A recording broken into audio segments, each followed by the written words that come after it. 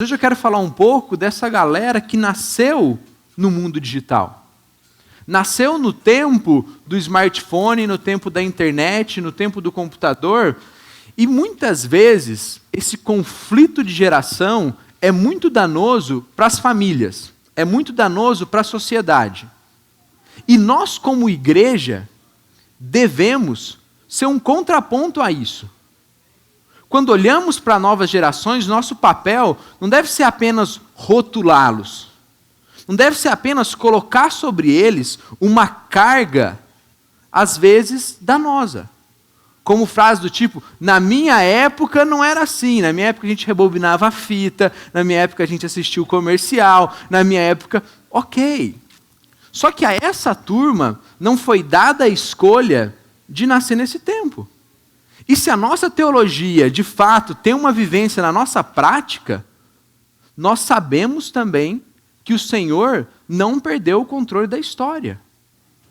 Não é o YouTube, o Netflix ou as redes sociais que serão maior do que o próprio Evangelho. Um outro perigo que nós corremos é olhar para as novas gerações e achar que é o tempo de fazer qualquer coisa. Porque para jovem, adolescente, pré-adolescente, criança, o Evangelho, ele não tem esse alcance de transformação, é uma idade de fazer coisa errada, é uma idade de dar cabeçada, e vai ser sempre assim, sabendo que essa ideia nós nunca encontramos na Bíblia. Muito pelo contrário, o livro de Provérbios está falando da sabedoria para um inexperiente, para um jovem. E se você olhar para a sua vida, sendo adulto hoje, as coisas boas e ruins que você começou a fazer na tua pré-adolescência e adolescência, foram as coisas boas e ruins que caminharam com você para o resto da vida. Então, quando olhamos para essas novas gerações, o nosso papel é de representantes. Representantes visíveis de um legado de Cristo. E o que eles estão vivendo não começou agora, não começou na CB Moema, não começou na família deles. Mas é o fruto da história da redenção que tem atravessado a história. Que há mais de 2000 anos pessoas se rendem a Cristo, vivem por Ele, mudam de localidade por causa dele. E quando nós olhamos na Bíblia, ela sempre trata gerações e pessoas de duas formas. Aqueles rendidos a Cristo e aqueles não rendidos a Cristo. E sobre as novas gerações, é esse mesmo desafio. Deles olharem para a vida e para a história deles, diante do tempo e dos dilemas do seu tempo, tomar uma atitude correta diante de Deus. Porque gerações que não agradam a Deus e pessoas que não agradam a Deus existem desde que o mundo é mundo. Então, não é algo do nosso tempo. Era para a gente ter o próximo aí. Mas Juízes vai falar muito dessa realidade. Juízes capítulo 2 vai falar que surgiu uma geração que não conhecia o Senhor. Depois que toda aquela geração foi reunida, surgiu uma nova geração que não conhecia o que o Senhor havia feito por eles. Então, desde que existe o mundo, existe essa realidade. Pessoas que conhecem e que se entregam ou não a Cristo. No Antigo Testamento, olhando todo esse tempo atrás na história, aproximadamente 3.000 anos atrás, já tinha uma geração que não conhecia os feitos do Senhor. Não um conhecimento cognitivo, mas um conhecimento pessoal, relacional, de saber quem Ele é e o que Ele fez por mim. Então não é o nosso tempo o obstáculo, mas o obstáculo é quando o legado não é passado. O legado é quando o coração é endurecido. Quando o coração não se rende, não se quebranta a esse Cristo. E o Antigo Testamento também não tem apenas a história de Juízes como uma história triste de uma geração que não serviu ao Senhor e sofreu as consequências disso. Mas também tem uma geração que fala em Hebreus capítulo 11, que vai falar de uma geração que o mundo não era digno. Ou homens e mulheres que durante a história serviram a Cristo com integridade, com piedade, que foram referenciais daquilo que Deus faz na história.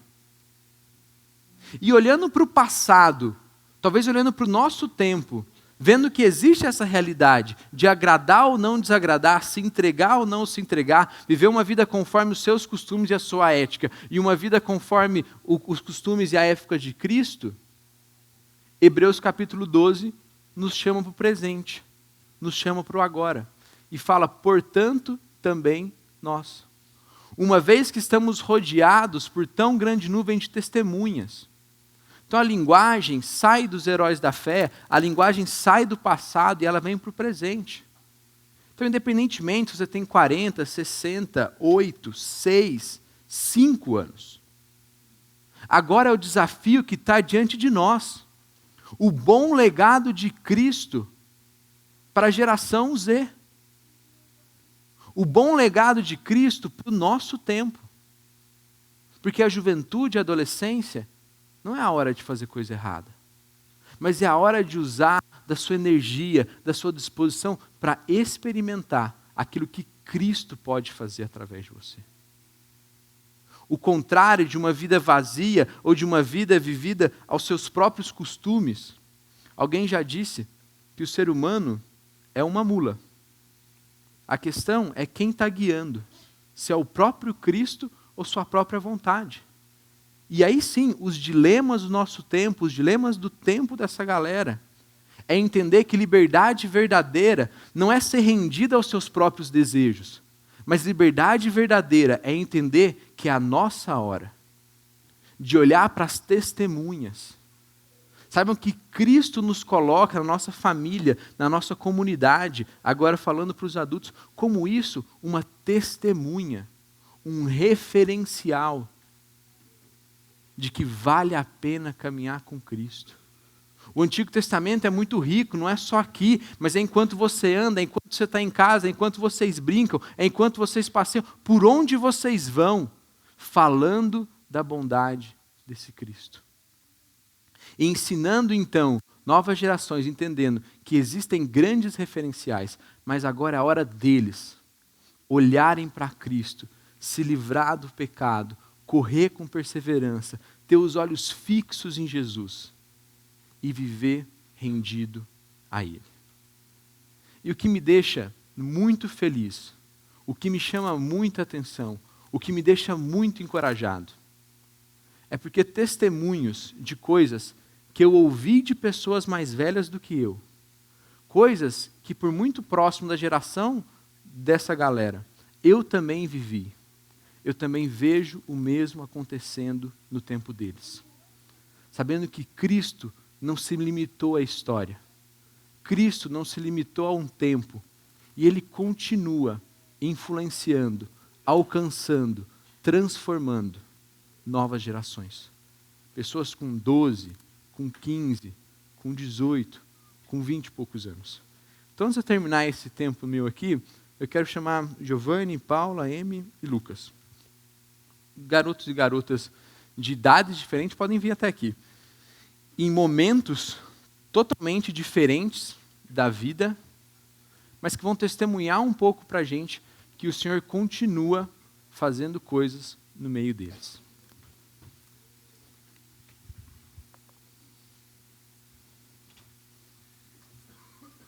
Tem alguns com um pouco mais de vergonha, outros um pouco menos. Então, vou começar com o Gil, que já está mais...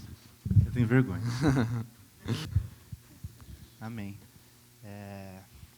Bom, um breve e rápido testemunho, né, da minha vida. Acho que talvez muitos aqui não me conhecem, mas estou na igreja aí há 3 anos, mais ou menos.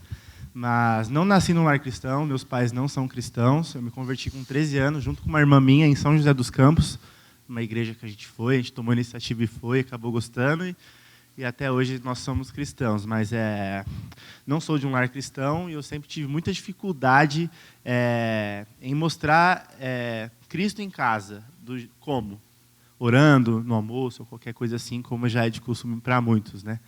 Mas eu cresci no meio da igreja, a partir dos 13 anos, de uma maneira muito diferente relacionada às outras pessoas, né? Então, nesse longo tempo de caminhada cristã, eu me peguei várias vezes me cobrando muito, de um jeito certo, claro, mas de como eu poderia mostrar Cristo jeito melhor em casa, sabe? E aquela famosa frase que você pode falar de Cristo sem usar uma palavra, né? Então, apenas com o testemunho. Então, esse foi o meu desafio como cristão, da minha adolescência e juventude até hoje, dentro de casa, com meus pais, tentando sempre apresentar a palavra de Deus discretamente ali, né?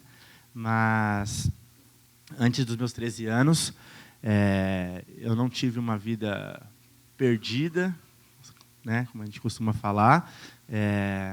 Tive uma infância muito tranquila, mas percebi que, a partir do momento que eu aceitei a Cristo, eu comecei a tentar me cobrar, viver de um jeito diferente. E o reflexo disso é eu sempre ter buscado pessoas que fazem parte desse mesmo universo, né? Então, adolescentes, jovens da minha idade hoje, diz no meu trabalho, a vida dessas pessoas está perdida, né? Então, eu sempre tento dar um bom testemunho no meu trabalho, em casa, do que eu vivo na igreja. Eu sou praticamente sozinho, assim, como cristão, fora, né? Não tenho com quem conversar durante a semana, no trabalho, enfim. Mas, graças a Deus, Deus agiu de um jeito muito diferente na minha vida, onde eu não tive um desvio, assim, porque na minha idade é onde você começa a conhecer as coisas de um jeito intenso, né? Faculdade, então, quantos convites eu não recebi para tantas coisas? Você falar, não quero, eu sou da igreja, é bizarro, é loucura para quem é de fora, entendeu?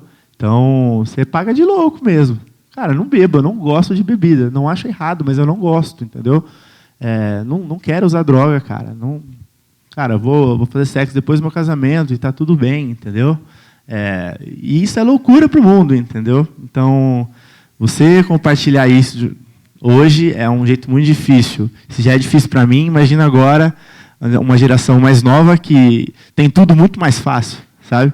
Então, é um breve testemunho, mas que digo isso na minha idade, né? O que me faz com que eu fique firme é buscar a Deus todos os dias, andar com quem tem a mesma cabeça, né? Crer no mesmo Deus, e isso tem me ajudado muito, da minha adolescência até aqui. Amém. Oi, né? Oi. Eu vou dar um testemunho sobre como eu amadureci depois que conheci a Deus. Eu nasci em lar cristão, só que eu fui crescendo e não ia entendendo o que era Deus de verdade. Só que daí eu entrei no É Pra Já, que é o grupo dos pré-adolas aqui da igreja. E isso me ajudou bastante a entender o que era Deus. Tipo, antes de eu entrar no É Pra Já e conhecer a Deus de verdade, eu escapava palavrão, eu fazia um montão de coisa errada. Só que daí eu conheci a Deus, entreguei minha vida para Ele e, tipo, agora eu amadureci, né? Eu faço coisas que estão na Bíblia, não escapa mais palavrão e é isso. Boa.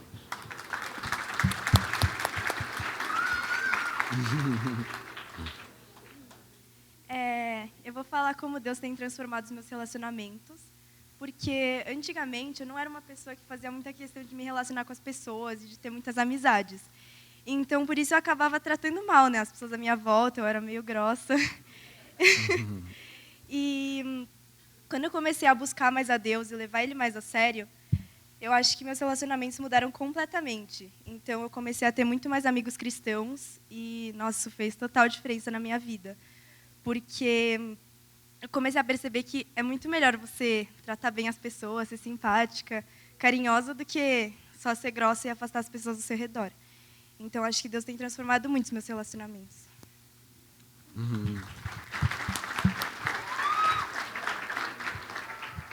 Bom dia. Eu nasci em lar cristão e eu sempre estive muito acostumada com essa rotina cristã, de ir à igreja todo domingo, sábado, às vezes até durante a semana. Mas um momento da minha vida que eu vi claramente Deus moldando a minha identidade foi no acampamento de férias, quando eu tinha 16 anos. E uma equipante perguntou para mim, o que você quer que Deus mude na sua vida nessa semana? Quais pontos você acha que você tem que melhorar? E eu nunca tinha pensado naquilo, mas eu parei e falei, eu concluí que Deus tinha que mudar em pelo menos 4 pontos na minha vida. E aí eu falei para ela, olha, eu julgo as pessoas muito de primeiros potenciais delas. eu me conformo com uma relação muito superficial com Cristo, não tenho Ele como prioridade e eu me prendo muito ao meu passado. Eu falo que tudo que eu fiz vai ditar o meu potencial, como eu posso me desenvolver. E eu quero que Deus molde isso no meu coração. E aí, no dia seguinte, eu fui para a pregação, orei com ela, e aí o pastor começou a pregar sobre Pedro, e 4 pontos que Deus tinha desenvolvido em Pedro, porque ele queria investir na vida de Pedro e cumprir a vontade dele. Os 4 pontos eram exatamente os pontos que eu tinha falado para a conselheira. Fiquei super assustada, eu falei, caramba, mas Deus, molda a minha vida, porque o Senhor agora abriu os meus olhos para mostrar como eu sou dependente, que eu não basta mais ficar indo só na igreja de domingo, eu tenho que investir na minha relação com o Senhor. E a partir disso eu me senti muito capacitada. Me vi inserida em ministérios que eu nunca achei que eu ia participar. Aqui na frente falando, porque eu fico muito nervosa, não gosto. Falei para o Felipe, na hora eu falei, não vou. E ele, não, vamos lá. Eu falei, Deus me capacita, eu estou indo. E foi isso, Deus tem mudado a minha identidade, e a cada dia eu estou aprendendo e vendo Ele realizar atitudes em mim surpreendentes que eu nunca achei que ia conseguir fazer. Eu só agradeço a Ele. Amém. Obrigado. Pode ir lá. Valeu. Obrigado pela palavra. O Senhor continua se revelando e continua transformando a história de pessoas. Se elas nasceram em 2002, em 2006, em 65, isso eu não sei. Mas eu sei que é o projeto dele. Ele é o maior interessado em tudo isso. O maior interessado não é a liderança dessa igreja, não sou eu, muito menos os pais, mas é o projeto do próprio Cristo. E como sonho de Cristo para a nossa comunidade, talvez Hebreus 12 seja um ótimo norte. Para uma geração de testemunhos, uma geração de referenciais, uma geração que olha para a geração mais nova com cuidado, com carinho, sabendo que é um referencial de Cristo, que dá certo, que dá para caminhar, que Cristo vai os alcançar, que Cristo vai os transformar para a honra e para a glória dele. Então, para você que talvez não se encaixe mais nessa faixa, quando a gente fala em novas gerações, o desafio para você é esse, é influenciar outras gerações, é ser um referencial para outras gerações. Talvez não um cara de 15, mas talvez um cara de 30, um cara de 40. Saber, Cristo nos chama para esse referencial. E para você que se encaixa nisso de novas gerações, para você que é uma criança, para você que é um adolescente, para você que é um jovem, o Evangelho não se limita à tua história. O mundo está para ver o que corações rendidos podem ser transformados. Então, agora a gente vai ter um tempo nas mesas, em oração. E ore, peça a Cristo para que esse avivamento, para que essas histórias continuem acontecendo no nosso meio.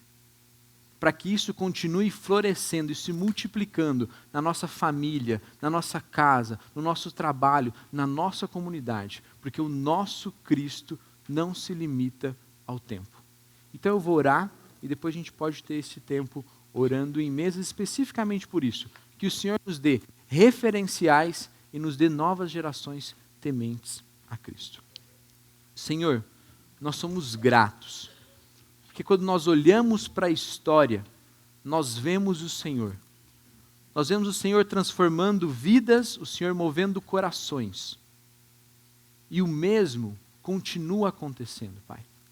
Por isso eu peço pelas novas gerações da nossa igreja, as novas gerações da nossa cidade, do nosso país, que eles possam conhecer, se entregar a Cristo, e que as gerações mais velhas, Senhor, tenham esse bom legado de Cristo a comunicar, tenham esse bom legado de Cristo a falar, em casa, no trabalho, por onde formos, que esse bom legado de Cristo exale no nosso meio, e que nós tenhamos mais e mais testemunhos sobre a transformação, sobre a satisfação, sobre o contentamento, sobre a identidade que o Senhor nos traz. E é isso que pedimos em Cristo. Amém.